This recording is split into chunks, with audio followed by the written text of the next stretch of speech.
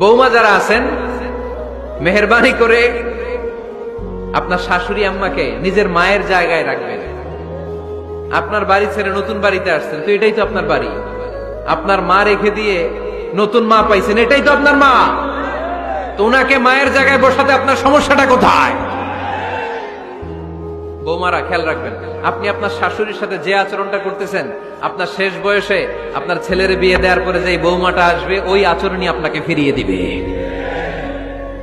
The nature has its own return.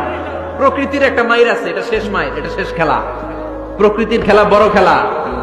আপনি আপনার শাশুড়ির সাথে যে আচরণ করবেন, আপনার শেষ বয়সে আপনি একদিন শাশুড়ি হবেন, এটা মাথায় রাখবেন। ওই আচরণই আপনি ফিরে পাবেন। আওয়াজ করে বলতে হবে, ঠিক কিনা? এজন্য 9 নাম্বার পয়েন্টস হচ্ছে মিউচুয়াল রেসপেক্ট। সবাই যেন সবাইকে ভালোবাসি। দোষ ছাড়া মানুষ নাই, সবার দোষ আছে। আমরা যেন একে অন্যের দোষ না খুঁজি। বৌমারা, আপনাদের কানে যদি আমার মাইকের আওয়াজ যায়, অল্প কিছু টেকনিক অবলম্বন করলে আপনি আপনার শাশুড়ির মন জয় করতে পারবেন। শাশুড়িরা আসলে বেশি কিছু চায় না। আগের জামানার মানুষ তো, এদেরকে ওইভাবে হাত করতে হবে।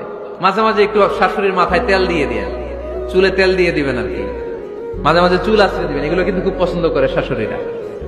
ওনার প্রেশারটা একটু মেপে দিবেন, ডায়াবেটিক্সের ওষুধটা খাইলো কিনা সময় মতো।